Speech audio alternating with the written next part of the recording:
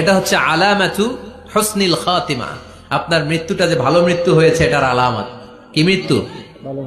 সবাই বলে ভালো মৃত্যু আমরা চাই কি চাই না?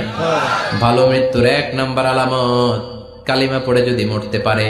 বিশ্বনবী বলেন, মান কানা আখিরু কালামিহি লা ইলাহা ইল্লাল্লাহ, যে ব্যক্তির সর্বশেষ কথাটা হবে, বাক্যটা হবে লা ইলাহা ইল্লাল্লাহ, দাখালাল জান্নাহ, সে জান্নাতি হয়ে যাবে। সুবহানাল্লাহ পড়েন।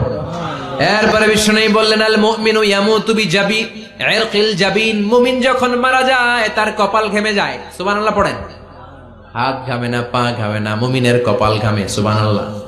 এজন্য কেউ মারা গেলে কপালের মধ্যে হাত দিবেন, দেখবেন ওই ঘামের মধ্যে একটা জান্নাতি ঘ্রাণ আছে। সুবহানাল্লাহ। আল্লাহ, আমরা যখন মরে যাব আমাদের কপালটা যেন এরকম ঘেমে যায়। আমিন পড়েন। আর জোরে আমিন। আল মুমিন